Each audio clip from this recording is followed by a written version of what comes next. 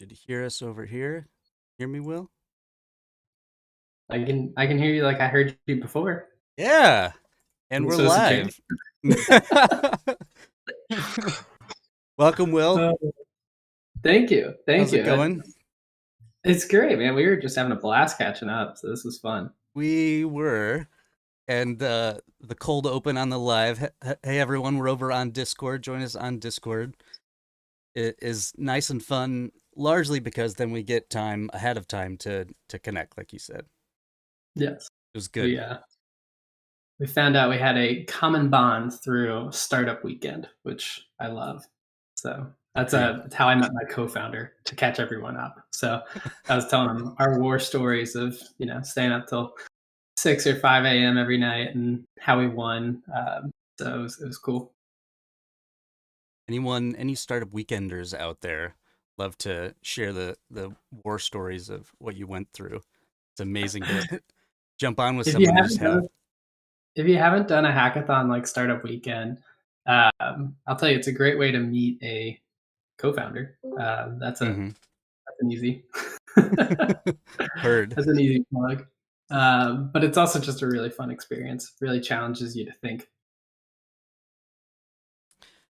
And we're not even here to for Techstars, Oh but you're yeah, I'm welcome, just how you're Techstars. plugging. So, welcome to the Tuesday Masterclass. Today we have Will with Lavender, and hello to all you Sprocketeers out there in the Hubverse. We love you. We're here for you. We're putting content together and resharing all of the things that are helpful for Sprocketeers, those people who are passionate about HubSpot and doing HubSpot things. So, in addition to championing HubSpot Super Admin that exists, we have lots of integrations to review because HubSpot continues to grow as the number one CRM. So, how are we doing that? By and large, the Discord is where we're sharing tips and tricks. And when someone creates content that we all want, we share it and then talk about it. In addition to that, we're sharing individual journeys of people and HubSpot super admins on podcasts. And here in the masterclass, we're reviewing apps and integrations with HubSpot that you can use in your HubSpot portal. So today we're reviewing Lavender with Will, the co-founder of Lavender. And he's going to walk us through the use case and the demo on Lavender, how to get it installed, what are all the things you need to make sure you have turned on and installed. And beyond that, he's just a fun dude. It's been 2 calls so far, and we've already connected on multiple fronts. So I appreciate you being here, Will. Yeah, hey Grant, I appreciate you having me. This is it's always fun to share what we've been building, what we're doing. I was joking with you, we have neglected our dear friends who use HubSpot for too long. And so actually coming out and showcasing ways that a decent percentage of our user base can get more use out of what we've done within the HubSpot actual experience is always you know top of mind, key for us. But we can also speak to the fact that HubSpot is a place that we are going to continue building. So really thrilled. So with that, we have up on the screen Will's picture with a purple background. If you want to share, then share. There is a purple heart emoji, which I discovered, and I'm very happy about because we use the Yeah, orange heart emoji for HubSpot and Sprocketeer. So you can I add love that. to this stream the purple heart emoji. Lavender.ai is the URL. That is where you'd go to do these things and to find more information about Lavender. They've grown. So starting in 2020, there was a certain segment, and then they expanded it and then added a feature. And Will's going to show us how all of these things work. So I'm going Yeah. to stop talking, Will, and I'm going to Yeah, put that your sounds screen great. up front. Yeah. Well, I think one of the key things to recognize is why lavender exists in the first place. We mentioned when we got started building this product and this tool set. Um, at March of 2020 was a really interesting point in time. HubSpot has actually published a ton of data around this. March of 2020 onward, the amount of outbound email that started going out the door about 2x. And it's actually more than 2x. And the level at which like replies are able to come back has almost halved. And so you're seeing this interesting moment in time where people are asking questions about, you know, email copy, email effectiveness. How can we write better emails? And so if you're wondering, why you should be using Lavender, well, it's pretty simple. We help sellers write better emails and we help them do that really fast. So the experience that we have within the HubSpot setup is a version of Lavender that we call Lavender Anywhere. We've had users that will use this primarily. We also have users that use this to create templates within the HubSpot experience. And then they pull that into, say, like a native Gmail experience and then run their outbound via the native Gmail experience. So there's multiple ways that you can use our product within whatever your workflow is for doing outbound sales email. But those will be the two that I see folks in HubSpot really using our tool. The key with Lavender Anywhere is it's not on by default. So it's a beta functionality that we've been continuously iterating on and is going to get better. But the way to get to that is I'll walk through how to install the product in a minute. But basically, as soon as you have it installed, you'll have this purple icon within Gmail. And so see here as well. All right, jumped over to your screen. Yep. So basically, anywhere that you write within the Gmail experience or within this panel over, you'll have this little button here on the side. Think of this as like our menu. If you hover on the center, it turns into a gear icon, which opens up this account panel. It's basically your settings. All you'll want to do is make sure you switch Lavender Anywhere on and then refresh the page. And then you can jump into HubSpot, hit refresh, and you'll see this little purple tab within anywhere on the UX. Basically what that gives you access to do is basically use the entire product.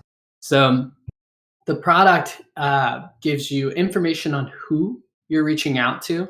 It also gives you information on how you're writing and how you can optimize it for getting a response. So I'll walk through both of those really quickly. And I'll zoom in a little bit just because I realize it's a bigger screen. So looks good. If you're looking at the panel here, first thing that I like to show off is our personalization assistant.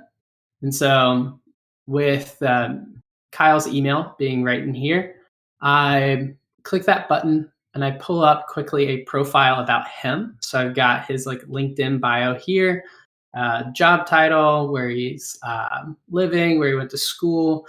I've got some like top events coming in from the company itself, as well as some high level tags. I can dig into past back and forth. I can look up Kyle's social media presence.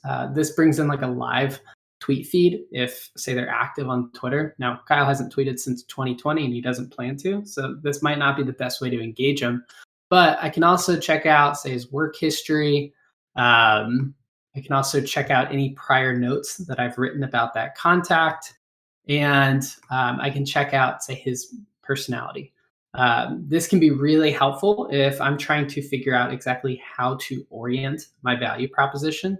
So, Grant, we were talking about Lavender's past, how it was a pivot out of Techstars Startup Weekend. Right. We were actually doing marketing list segmentation based off of personality profiles. And so we're pulling in that personality data to help you get a sense for how to go communicate with these individuals. If you're thinking about personas, right? We're talking about HubSpot here. Personas is like the bread and butter of that tool. This allows you to take it a layer deeper. And it says, hey, is this person analytical? Is this person a big picture oriented individual? Are they thinking about people first? Or are they really more concerned with like the actions involved? This will just give you a quick feel for how to just like tailor that message accordingly. Additionally, we showcase company info. So, info about the company, we showcase news and events.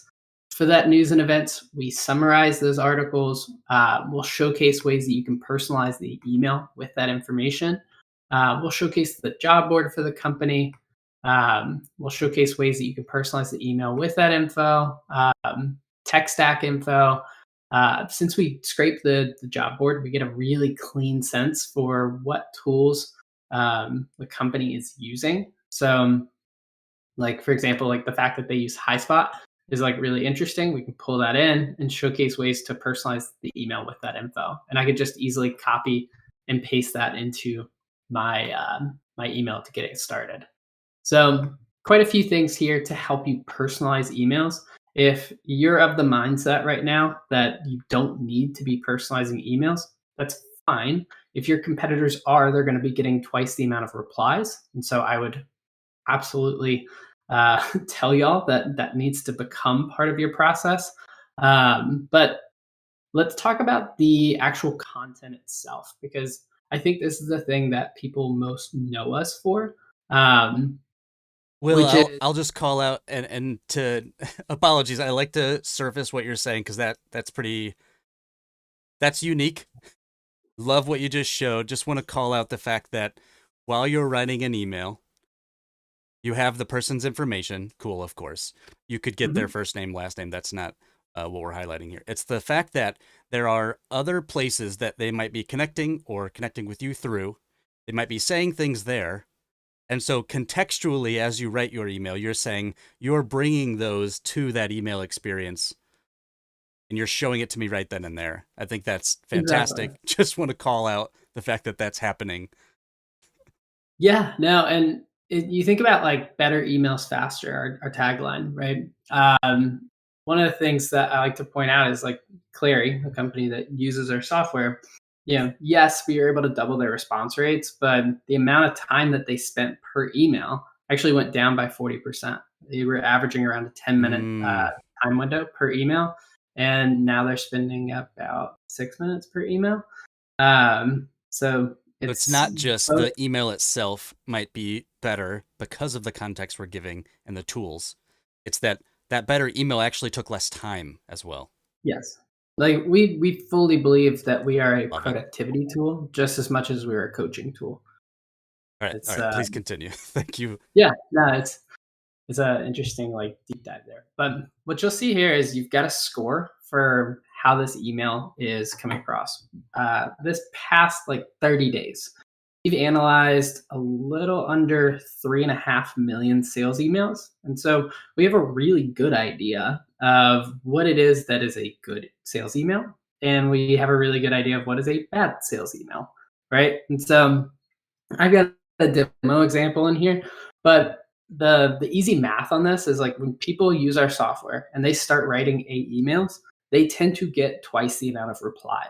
And it's just because we're pointing out the clear things that exist within your writing that like you can point to, which is be like, not optimizing for a mobile screen. That tends to have a 10% impact as far as reply rate goes. The subject, well, if it's not getting opened, then you've got a real problem when it comes to getting a response, right? The body length. So I can tell you from the data, if you are sending emails that are 125 words and you reduce that to 25 to 50, you're going to see 65% more replies. Now, these calls for long sentences here, what they're getting at is this idea that the email itself is too complex. So we showcase what needs work within the email overall, but we prioritize it so that you can get through that editing process as quickly as possible. So if you're using this to edit your templates, you can really comb through here really quickly and get this number letter up, or this score up to an A, right? So like the first thing on the list is the subject link. So I click on that and you get a quick analysis of all the things that are wrong with that subject line. The main thing being it's too long, and when you use things like lowercase letters, you tend to get less opens. Some other fun facts would be if I included numbers in there, it would get 82% less opens, might be 83. Can't remember the exact number off the top of my head. And if you include punctuation, so this is like a classic that I see sellers do. So they'll do like better replies, question mark. And what we find though, that question mark actually drives about 56% less opens. So there's just like some easy things that we see within the data. I think about a great example of this is we had a client within professional sports, right? So they were selling tickets. We're looking at their data, and most of their emails were getting sent out with 4 5-word subject lines. And it was like the opposite was showing in their data worked. It was basically 2 words, add a question mark. It was a 2 or 1 words, add a question mark, right?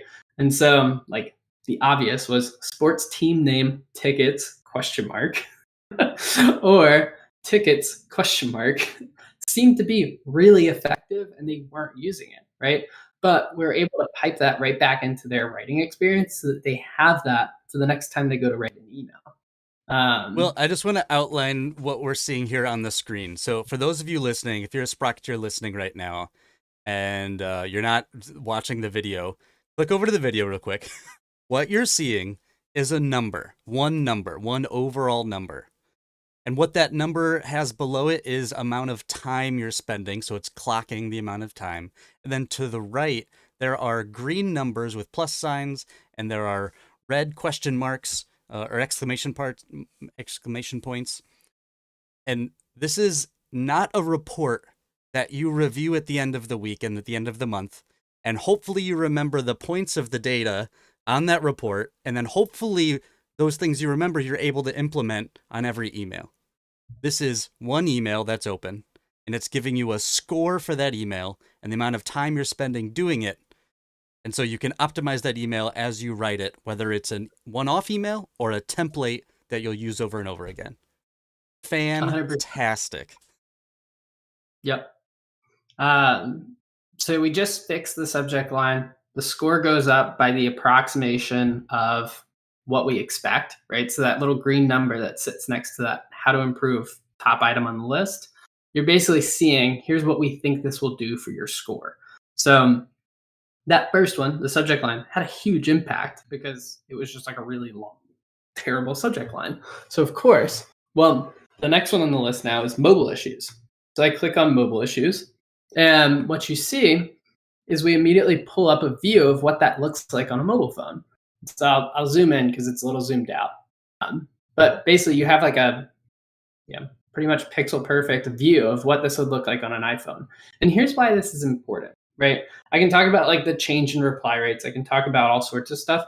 I think the most significant thing to reference is your reader's experience is going to happen here. This is where your email is 8 times more likely to have its first impression. You're 3 times more likely to hit send from a computer, and they are 8 times more likely to read it from a phone. And so we showcase really quickly in line exactly where that challenge is. And so you can come in here and actually go and adjust it. So you have this editor, you can quickly make this look a little bit better for a mobile view, and it immediately has impact on that score, right?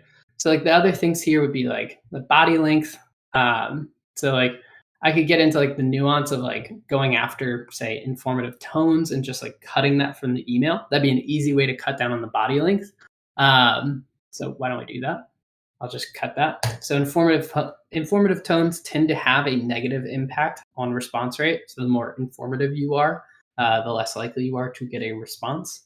It provides this feel that you're being talked at. The other ways that you can, reduce the length of that email would be to go after long sentences, which sort of speaks to this complexity score that has a huge impact on response rates. So if I'm looking at the data, 70% of emails are written at or beyond a 10th grade reading level.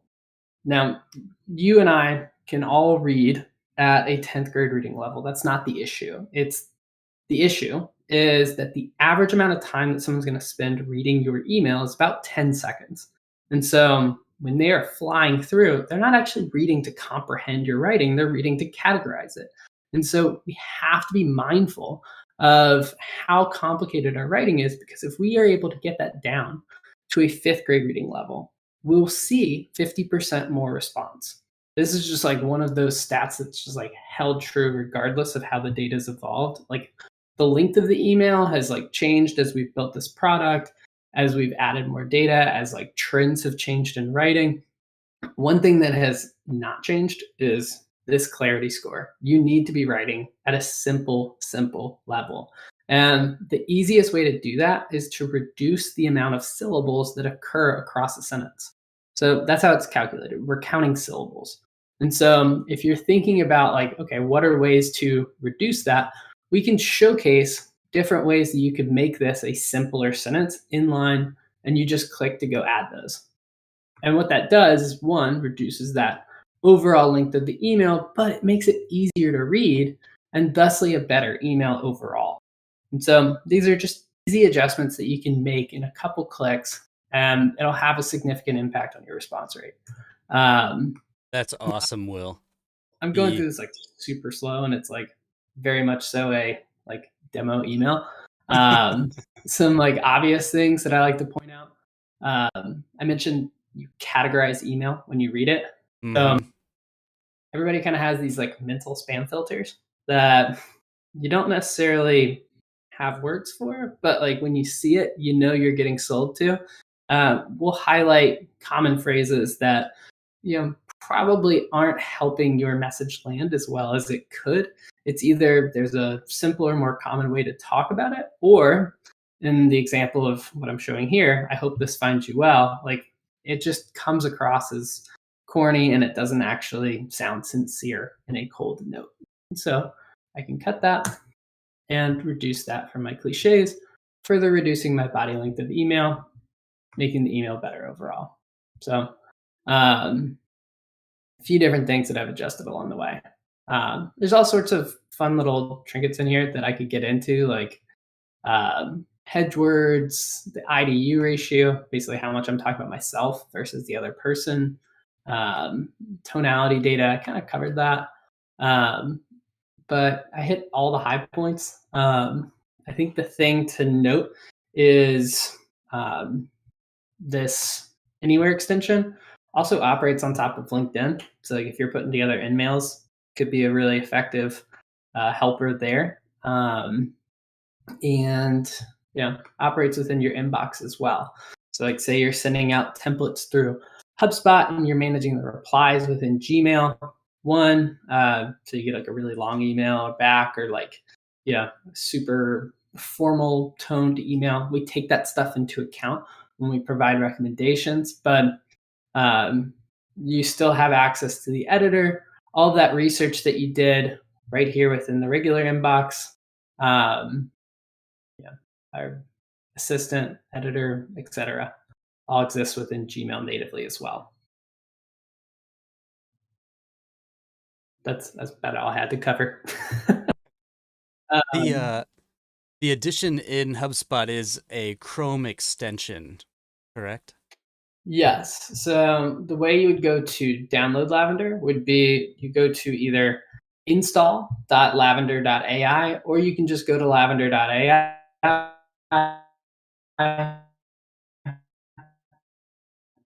and there's a place that redirect link will take you.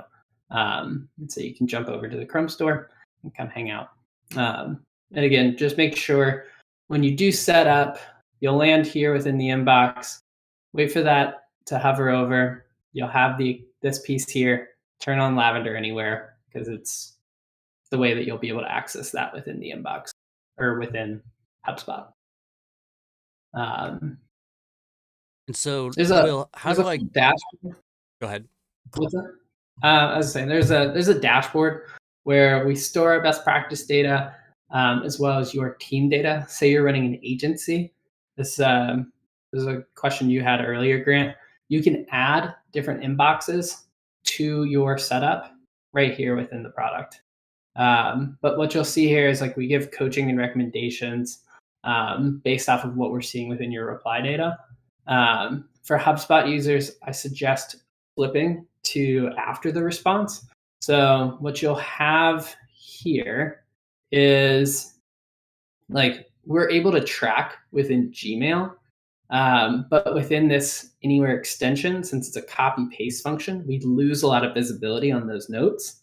Um, that's why a lot of our users actually flip from using like native in HubSpot to they'll just write their templates out in here and then bring it into Gmail, so that they can get cleaner tracking across their inbox. But you'll have perfectly clean tracking across what happens after the response, and you can track all the facts and figures across what's working in your copy, what needs work, what would be like the highest impact for driving response.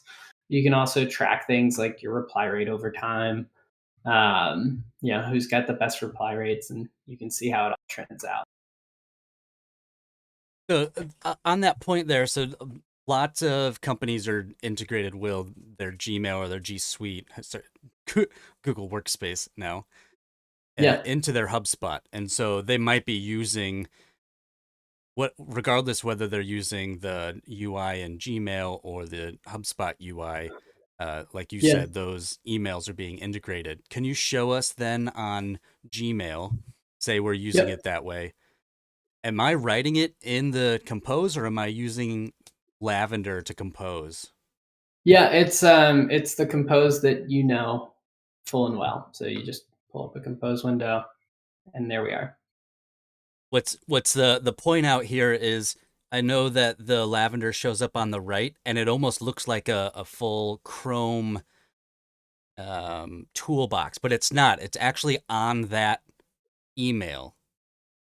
And so Yes. that's the kind of point out here I want to make is that it's each email that you're composing. And so Lavender's speaking to that email individually. Yep. So then I'm able to open an email, compose, write it out, increase my score. And once I send that, I'm still able to get the tracking in Lavender, even though HubSpot as well is tracking the contact information and that sort of stuff. So I don't Yep, exactly. lose. And so as we build out our like more native integrations into HubSpot, the first thing that we'll be pulling in will be just like information regarding like, you know, the account level details on an individual and pulling that into the assistant.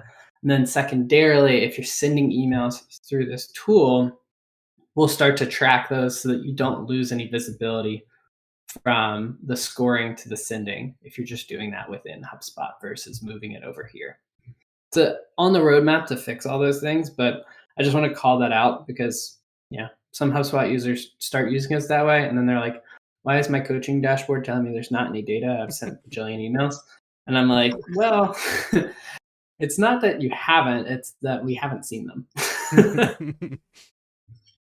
The tubes. It's because of the tubes. It's the tubes, which That I'm makes sure sense, many Will. And are familiar the with. integration in the future, do you have some teasing for us to do?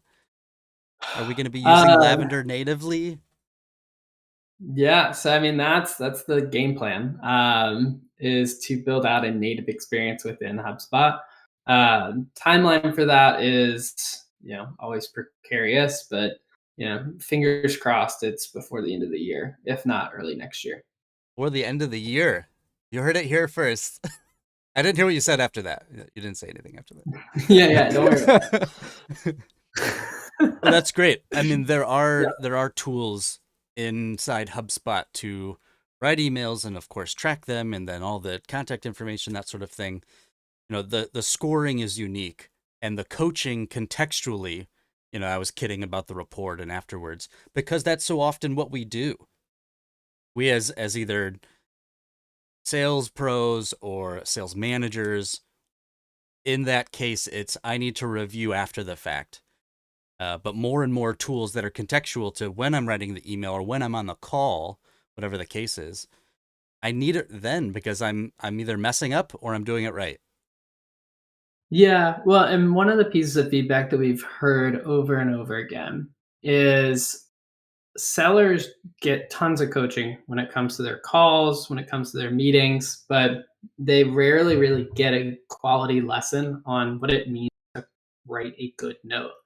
And part of that is because the game's been changing pretty quickly. The kinds of emails that would be viewed as good just a couple of years ago, they would be, you know, laughed at today. And it's like this interesting, you know, cat and mouse game of you have to play catch up with the patterns that become popular and the patterns that work, the patterns that kind of break the old patterns. And what's nice about the way that we've built this assistant is, we've found that we're ahead of set patterns and we're driving some pretty great results for folks. Key pieces being, you're sending out copy that is more easily read, understood, and thusly it's responded to faster. Can you talk to us a little bit about that, Will? Because that's super interesting of staying ahead of that curve. What is it that the AI is analyzing and thus then suggesting? What does that information look like and where's it coming from? That I'm Yeah. trusting it and I'm saying, yeah, my score's up and I know that's actually working. Yeah, so we've got quite a few users at this point, and so we're active in many an inbox. What that gives us access to is a lot of emails that people are sending that they're trying to get response to, and we are seeing exactly what are the things that generate that response. And so I think I mentioned this earlier. It's like 3.5 million emails that we've processed in the last 30 days. These models are always getting updated and always getting reassessed. So like you'll see like an email that scored a, you know 92 one week is no longer a 92. I'm always like kind of laughing that like I'll put in a demo email and like the score changes and I'm like, oh, okay. Maybe we need to standardize this. That's um, fantastic. I love yeah. that. But yeah, I mean the nice thing with this is we find that folks can pick it up pretty quickly, pretty easily, and like the setup process is pretty seamless as a Chrome extension. So as we continue to build, yeah, it's this fun balance of maintaining the easy to get started with, making sure that we set up integrations correctly and, the right pipes are sending the right things to be piped. Pipes are piping. The pipes are piping. Well, I can cool. imagine uh, so many use cases that you're going through and all of the data you're homing in and now teams. Appreciate the outline with us today and given HubSpot super admins the kind of ideas of how things work. Trying out Yeah. Lavender So, is as simple as going to the Chrome Web Store, getting the extension, go to install the lavender.ai. That'll redirect you over there. Uh, yeah. this is what you're seeing on your screen. This is the correct website. It's not a joke.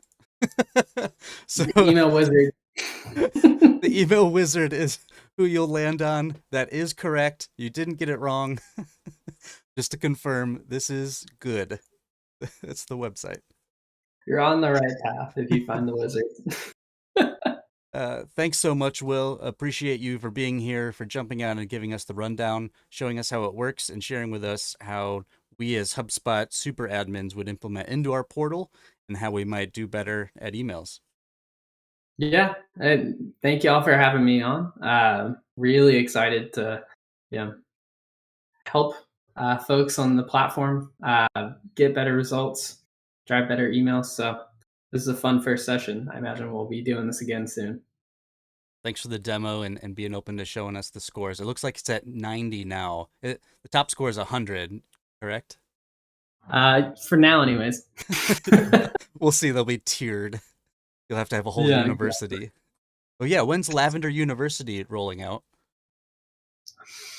That's a fun question, man. That's a fun question. We've been working on some cool stuff. The challenge is like, do we want to do a university or do we want to just roll that into the product? Do we want to use that like straight into the experience? Yeah, give me some So badges. Teach me how you want me to use it.